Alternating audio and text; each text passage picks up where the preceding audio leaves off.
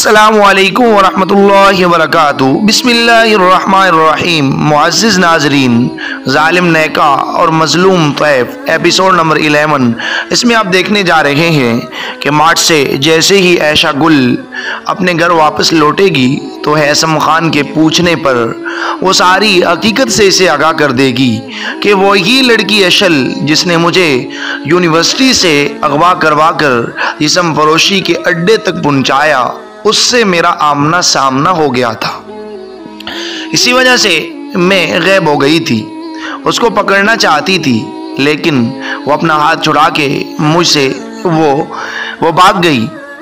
तो हैसम खान ने उसी वक्त ऐशा को डांटने वाले अंदाज में कहेगा कि आपने मुझे क्यों नहीं बताया। तो ऐशा गुल अपना मासूम सा चेहरा बनाते हुए कहेगी कि मुझे कुछ पता ही नहीं चला कि मैं क्या करूं। और उधर आदिल खान अपनी दादी अम्मा से कहेगा, अम्मा जान, मैं ऐशा के अलावा ज़िंदगी नहीं जी सकता, मैं मर जाऊंगा। मैं अपनी आशों को लेने के लिए हैसम खान की हवेली में जा रहा हूँ। अम्मा खान जाते जाते एक नसीहत करेगी, बेटा अगर आपकी आशों आपके साथ ना आना चाहे तो मेरी आशों को मजबूर न करना। तो आया हैसम खान अशल जिसने ऐशा गुल को अगवा करवाया था उसको पकड़ पाएगा या नहीं, और आदिल खान अपनी आशों को वापस ले आने में कामयाब हो सकेगा या नहीं, या फिर हैसम खान को जब इस बात का पता चलेगा कि आदिल खान अपनी आशों को लेने के लिए आया है तो उसका रद्द अमल आदिल खान के साथ क्या होगा, ये सब जानने के लिए हमारे साथ रहिएगा। अब चलते हैं अपनी वीडियो की जानिब। पूरे रास्ते ऐशा ने एक लफ्ज़ तक नहीं बोला था, बस गुम सुम सी बैठी अपनी सोचों में गुम थी। गाड़ी के रुकने पर वो एकदम चौंकी। हैसम ने गाड़ी का दरवाज़ा खोलकर इसे उतरने में मदद दी और इसका हाथ थाम कर हवेली की अंदरूनी जानिब बढ़ गया। इसे इस हाल में देखकर हैसम को खुद भी बहुत तकलीफ हो रही थी। आगे भाभी हैसम और ऐशा को आते देखकर रोहाब जोर से चिल्लाकर इन दोनों की तरफ बढ़ी। सलाम वालेकुम भाई। इन तीनों ने एक साथ हैसम को सलाम किया। हैसम इन तीनों को सलाम का जवाब देकर फ्रेश होने की गर्ज से अपने रूम की जानिब बढ़ गया। जानती हैं भाभी कितना मिस किया मैंने आपको, पता है मेरा बिल्कुल भी दिल नहीं लग रहा था आपके बगैर। रोहाब लाड से ऐशा के गले में बाहें डालती हुई बोली, मैंने भी बहुत मिस किया था तुम्हें क्यूटी। बिल्कुल भी मज़ा नहीं आया मुझे अकेले शॉपिंग करने में। ऐशा ने खुद को काफ़ी हद तक नॉर्मल कर लिया था। इसने प्यार भरे लहजे में रोहाब को जवाब दिया, थैंक यू भाभी, बहुत स्वीट हैं आप। लेकिन भाई तो थे ना आपके साथ। अच्छा अब दिखाएं जल्दी से क्या लेकर आई हैं आप। रोहाब ने कहा, अब भाभी जहाँ खड़े होकर तो दिखाने से रहें, कम से कम अंदर तो आने दो इन्हें। ज़ैयान ने दरवाजे पर ही रोहाब को शुरू होते देखकर टोका, ओह सॉरी। रोही अपनी जल्दबाजी पर शर्मिंदा होते हुए बोली, कोई नहीं गुड़िया, कुछ नहीं होता, चलो मैं तुम्हें सब दिखाती हूँ। ऐशा प्यार से इसका गाल तपतपाती इसे लिए अंदर की तरफ बढ़ गई। ऐशा काफ़ी थक चुकी थी, इसलिए सब चीज़ें इनको दिखाती रेस्ट केयर करने के लिए अपने कमरे में चली गई। जबकि इन तीनों की कभी ना ख़त्म होने वाली नोक झोंक एक मर्तबा फिर से शुरू हो गई थी। ऐशा जैसे ही कमरे में दाखिल हुई, कमरा बिल्कुल खाली था। इसने जहाँ वहाँ देखा लेकिन हैसम कहीं नहीं था। तभी इसे ट्रेड्स पर थोड़ा खटका महसूस हुआ तो वो वहीं चली आई। ज़ाहे नसीब आप जहाँ हैसम को किसी की मौजूदगी का एहसास हुआ तो इसने गर्दन मोड़ कर देखा और ऐशा गुल को देखकर इसे खुशगवार हैरत हुई। जी बस कुछ नहीं, ऐसे ही, ऐशा ने धीमे लहजे में कहा। कहीं आप हमें तलाश तो नहीं कर रही थी ना ऐशा गुल। ऐशा इसके सही अंदाजे पर थोड़ा बुखलाई, नहीं, तो मैं भला आपको क्यों ढूंढूंगी। ऐशा ने टूटे फूटे लफ्ज़ों में जवाब दिया। इसके जवाब पर हैसम खान ने जानदार कहका लगाया, क्योंकि वो जानता था वो खाली कमरा पाकर इसे ही ढूंढते हुए आई है। आप हंस क्यों रहे हैं?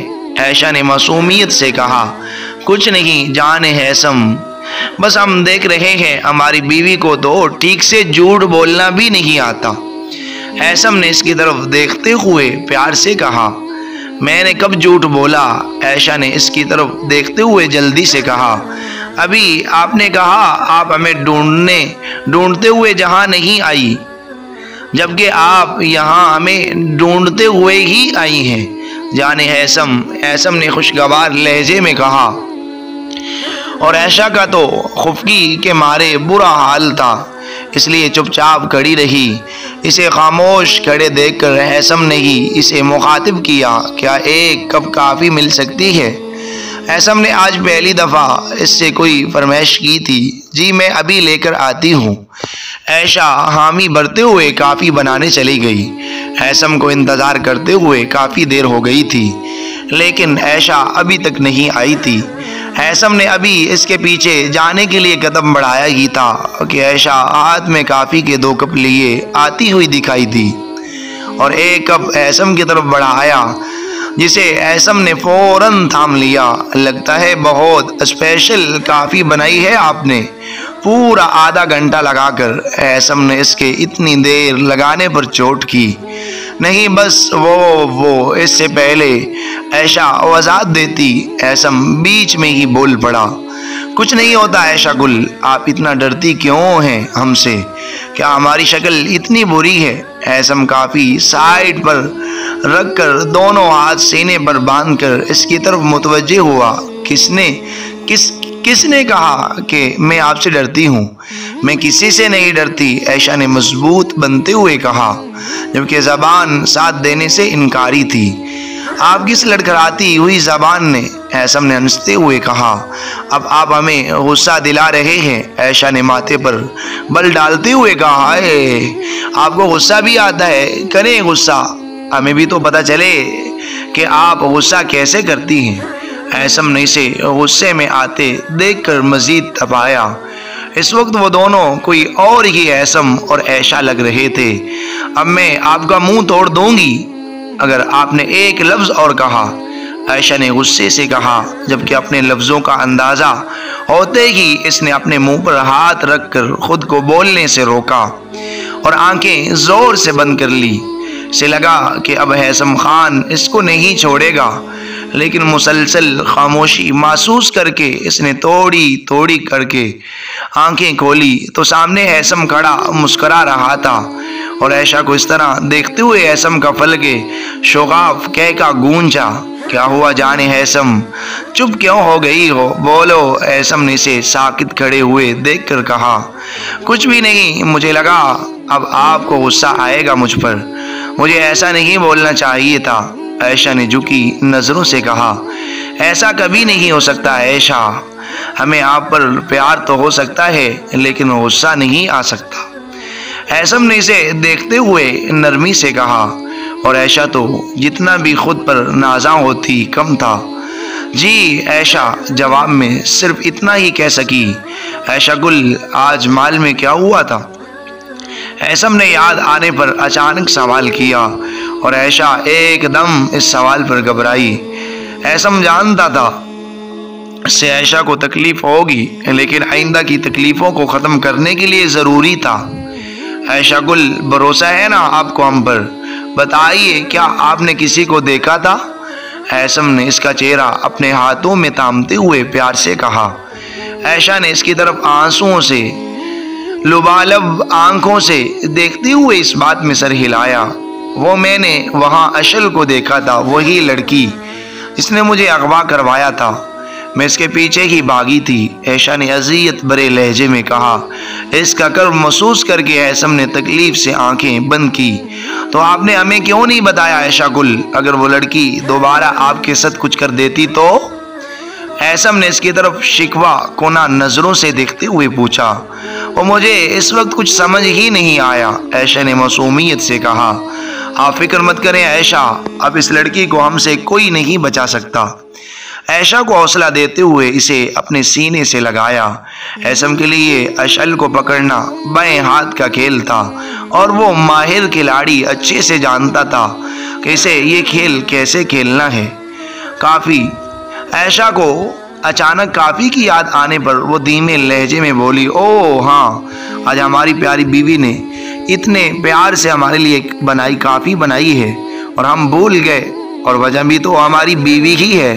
ऐशम ने माथे पर हाथ मारते हुए कहा। मैंने क्या किया? ऐशा दोनों हाथ कमर पर रखते हुए लड़ाका औरतों की तरह बोली, और ऐशम इसके इस अंदाज पर मुस्कुराया। आपने डाका डाला है? ऐशम ने शरारत से कहा। मैंने कब कुछ चोरी किया क्या? मैं चोर नहीं हूँ। ऐशा अपनी खूबसूरत आंखों को पटपटाते हुए बोली।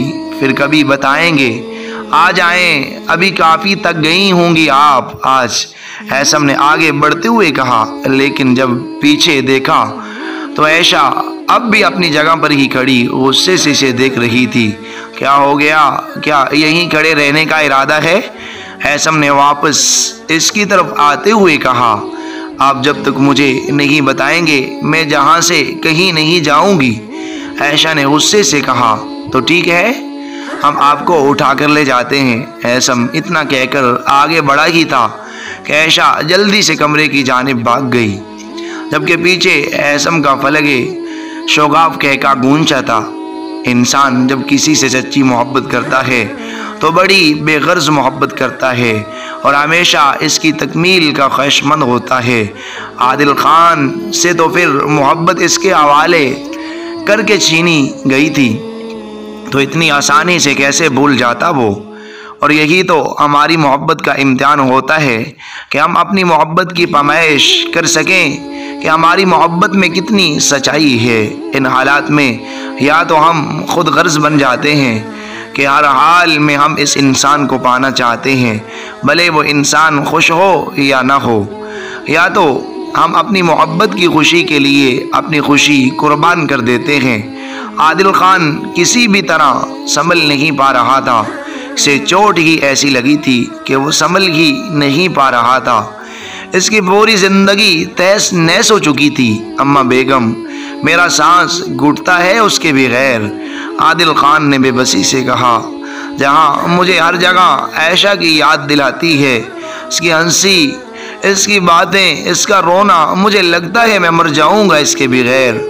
आदिल किसी भी तरह संभल नहीं पा रहा था और इस वक्त वो किसी जिद्दी बच्चे की तरह अम्मा बेगम के पास बैठा रो रहा था, जैसे इससे किसी ने इसकी कोई चीज़ छीन ली हो। मैं जानती हूँ बेटा, तुम्हारे साथ ज्यादती हुई है ज्यादती, पर बेटा संभालो खुद को, पूरी ज़िंदगी पड़ी है आगे। अम्मा बेगम को इसका इस तरह रोना दुखी कर रहा था, पर मैं जीना नहीं चाहता अम्मा बेगम, मेरा दिल करता है मैं खुद को ख़त्म कर लूँ। आदिल ने करब से कहा। यह मोहब्बत बड़ी जालिम होती है, इसका दिया हुआ घाव बहुत गहरा होता है। ये अच्छे से अच्छे, बड़े से बड़े इंसान को तबाह करके रख देती है। आज इसने आदिल खान को भी तोड़ कर रख दिया था। यूं खुद को क्यों बर्बाद कर रहे हो बेटा?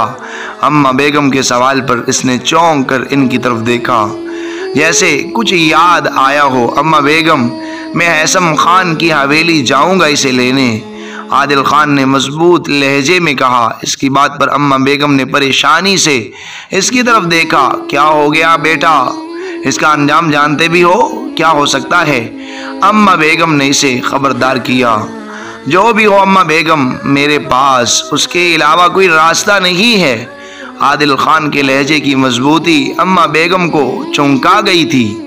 रुक जाओ बेटा, क्यों खुद को मुश्किल में डाल रहे हो? अम्मा बेगम ने कमज़ोर लहजे में कहा। अम्मा बेगम, अगर मेरी जान भी चली जाए तो मुझे कोई परवाह नहीं, आदिल खान ने हतमी लहजे में कहा। अल्लाह मेरे बेटे की हिफाजत करें। अम्मा बेगम ने इसके कंधे पर हाथ रखते हुए कहा। क्या आप मेरा साथ देंगी अम्मा बेगम? आदिल खान ने अपना मजबूत हाथ इनके सामने फैलाते हुए कहा। हाँ बेटा, क्यों नहीं, अगर तुम्हारा यही फैसला है तो मैं तुम्हारे साथ हूँ, लेकिन एक शर्त पर। कैसी शर्त अम्मा बेगम? आदिल ने उचंबे से इनकी तरफ देखते हुए पूछा। तुम ऐशा को किसी भी चीज़ के लिए मजबूर नहीं करोगे। अगर वो वहीं रहना चाहे तो तुम उसे ज़बरदस्ती नहीं लाओगे जहाँ, अम्मा बेगम ने अपनी शर्त इसके सामने रखी। ठीक है अम्मा बेगम, मैं आयशा से मोहब्बत करता हूँ। अगर इसकी खुशी ऐसम खान के साथ हुई तो मैं कभी इसकी ज़िंदगी ख़राब नहीं करूँगा। मैं इसे खुश देखना चाहता हूँ। मैं जा तो रहा हूँ अम्मा बेगम, लेकिन जिस दिन आयशा ने मुझे अपनी ज़िंदगी से जाने का कहा, उस दिन अगर मुझे खाली हाथ भी लौटना पड़ा तो मैं लौट आऊँगा। ये आदिल भी नहीं जानता था कि वो कैसे इस बात पर पूरा उतरेगा। तो ठीक है बेटा, मैं तेरे साथ हूँ।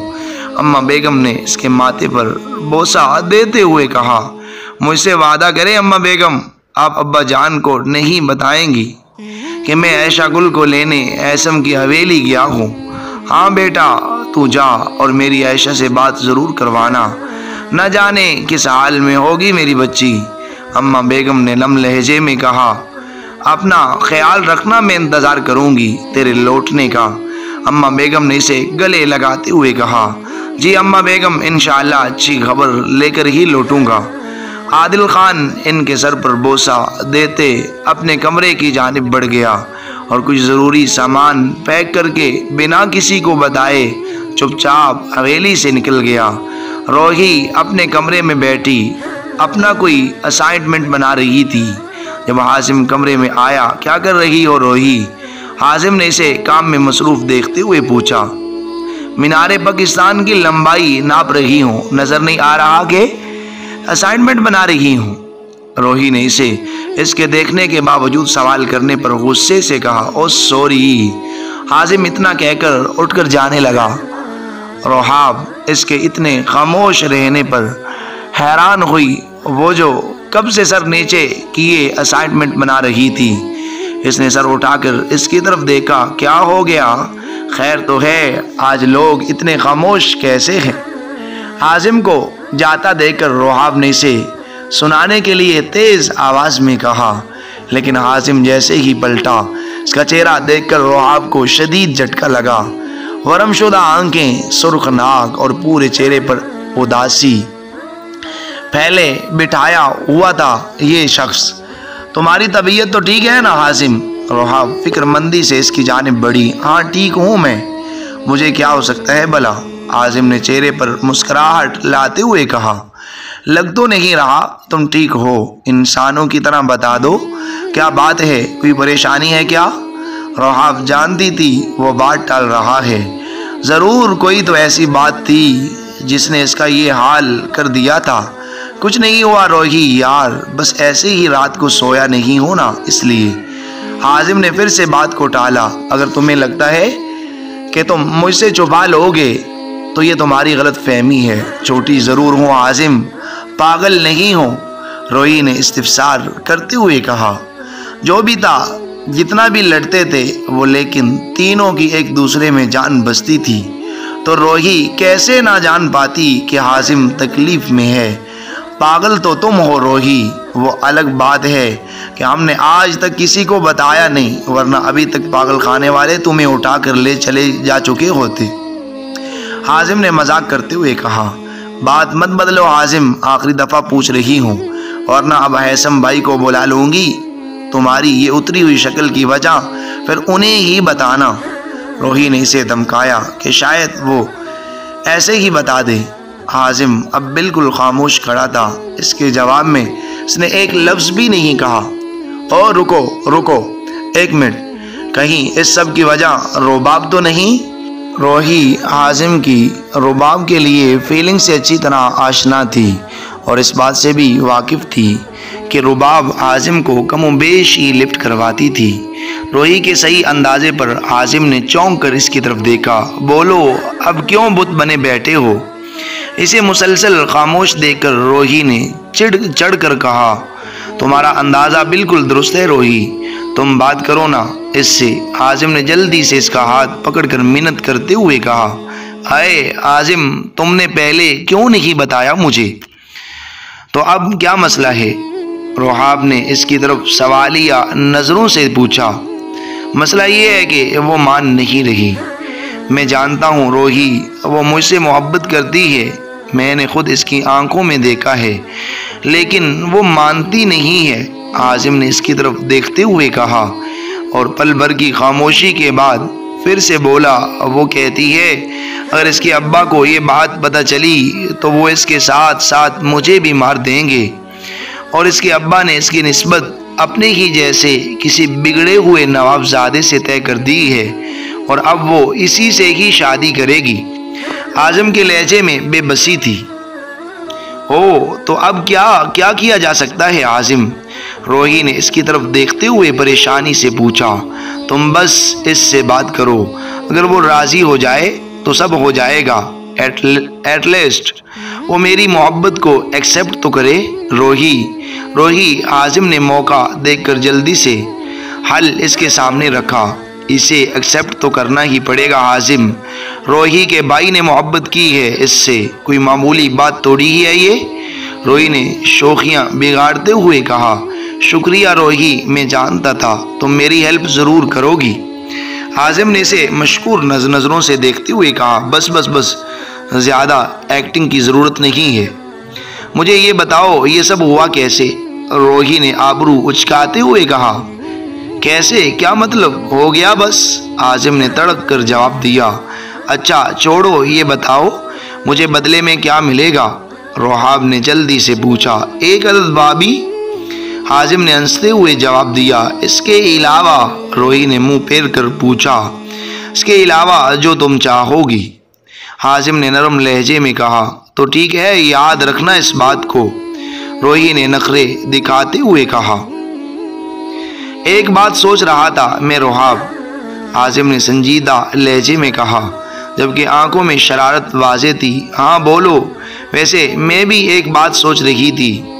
रोहाब ने कनपटी पर उंगली रखकर पुरसोच अंदाज में कहा। क्या सोच रही थी तुम?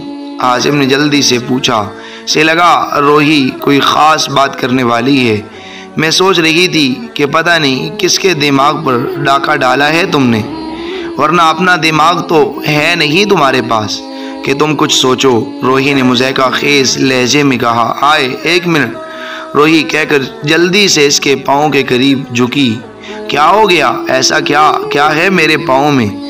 आजिम ने इसे अजीब हरकतें करते हुए देखकर कहा। ये देखो, रोही ने दोनों हाथ इसके सामने करते हुए कहा, जो हुनुकों की तरह इसे देख रहा था। ये क्या है रोही? इसने तब कर कहा। तुम्हारा दिमाग नीचे गिर गया था तो सोचा कि उठाकर दे दूं। रोही इतना कहकर दरवाजे की तरफ बढ़ गई। जानती थी अब आजिम इसे नहीं छोड़ने वाला नहीं है। क्या हो गया है भाई, क्यों पीछे पड़े हो रोही के? ऐशा जो रोही के कमरे की तरफ आ रही थी, रोही को इस तरह भागते देखकर इसके पीछे आते आजिम से पूछा। भाभी समझा लें इसको, आजिम ने रोही की तरफ इशारा करते हुए कहा। लेकिन हुआ क्या है ये भी तो बताओ, ऐशा ने मुतजस्सिस होते हुए कहा। होना क्या है भाभी, बस कुछ लोगों का दिमाग गिर गया था, वही उठा कर दिया है, तो इतना गुस्सा आ रहा है इनको। भलाई का तो दौर ही नहीं रहा। रोही ने ऐशा को पूरी बात बताई, जिसे सुनकर ऐशा हंस हंस कर उसका बुरा हाल हो गया था। आजिम इन दोनों को इस तरह हंसते हुए देखकर पाँव पटकता हुआ वहाँ से चला गया, जबकि वो दोनों हंसती हुई किचन की जानिब बढ़ गई। इन दिनों में ऐशा और हैसम में काफ़ी अंडरस्टैंडिंग हो गई थी।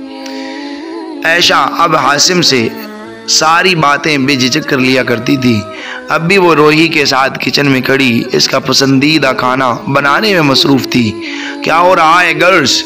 बड़ी खुशबू आ रही है आज किचन से, कोई स्पेशल खाना बन रहा है? ज़यान ने किचन में आते हुए कहा।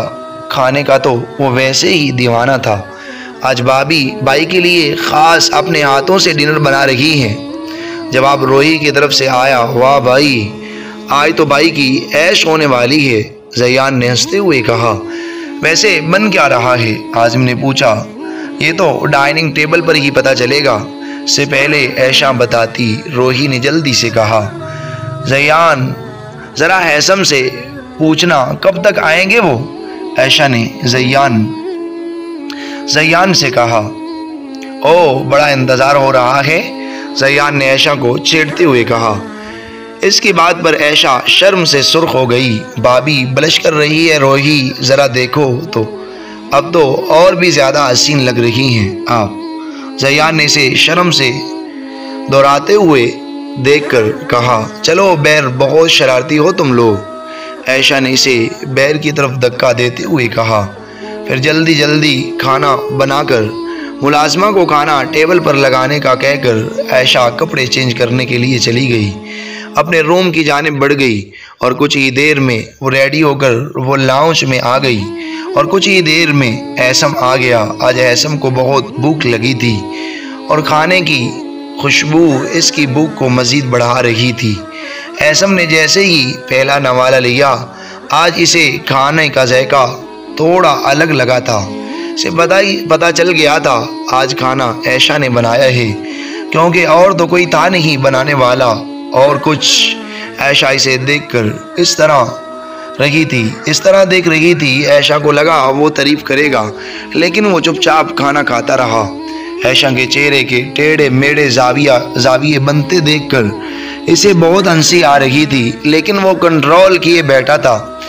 ऐशा का चेहरा इस वक्त गुस्से से सुर्ख हो रहा था। बामुश्किल खाना ख़त्म करते वो पाँव पटकती वहाँ से उठकर चली गई।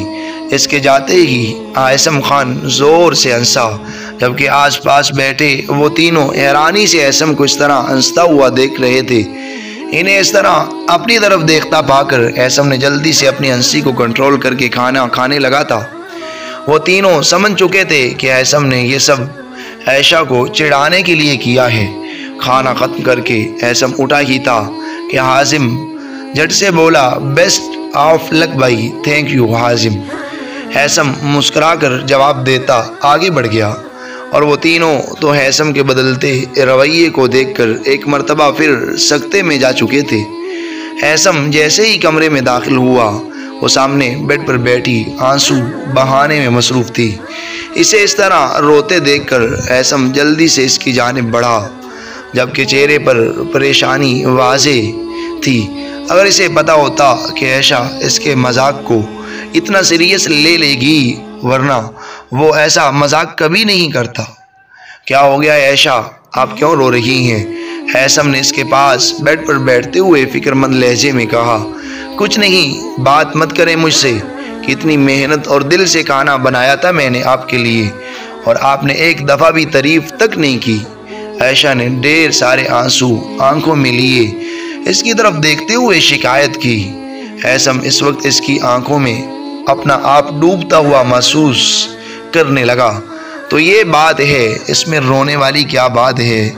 हम तो आपको ऐसे ही तंग कर रहे थे। खाना बहुत ही अच्छा बना था, हमारा तो दिल कर रहा था कि बनाने वाले के हाथ ही चूम लूं। हैसम ने मोहब्बत से इसकी तरफ देखते हुए कहा, बस बस, ज़्यादा फरी होने की ज़रूरत नहीं है। मेरा इनाम कहाँ है? ऐशा ने रोना धोना भूल कर इसके सामने हाथ करते हुए कहा, आपका इनाम? हमें कहाँ पता था कि आपने हमारे लिए डिनर बनाया है।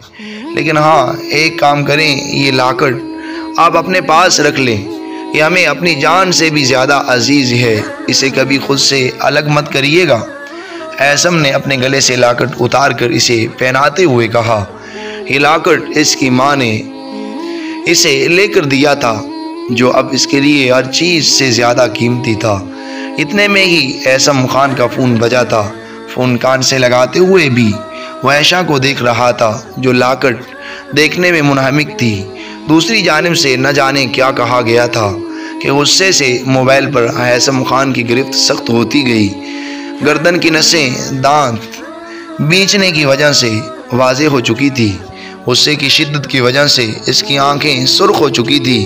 काल बंद होते ही ऐशा को सीने से लगाते वो लंबे लंबे डग भरता वहाँ से निकलता चला गया, जबकि ऐशा परेशान खड़ी इसके रवैये के बारे में सोचने लगी। नाजरीन, ये नावल अभी तक जारी है। अब नेक्स्ट एपी में देखेंगे कि आया हैसम खान ऐशा को अगवा करवाने वाली नायका यानी अशल नामी लड़की को पकड़ पाएगा या नहीं, और आदिल खान अपनी मंगेतर यानी ऐशन खान को, ऐशा गुल को वापस लाने में कामयाब हो पाएगा या नहीं, और अम्मा बेगम की रोते हुए की गई दुआएं कबूल होंगी या नहीं, ये सब जानने के लिए हमारे नेक्स्ट एपी का वेट कीजिएगा। आई होप, मैं उम्मीद करता हूँ कि आपको ये नावल बहुत ज़्यादा पसंद आया होगा। अगर अभी ये आते हैं नेक्स्ट एपी जल्द अपलोड किया तो प्लीज़ हमारी वीडियो को लाइक शेयर कीजिए, हमारे चैनल को सब्सक्राइब कीजिए और कमेंट्स बॉक्स में भी रहकर इज़हार ज़रूर कीजिए। जज़ाकुमुल्लाहु खैर। नेक्स्ट एपिसोड तक हमें इजाज़त दीजिए। अल्लाह हाफिज़।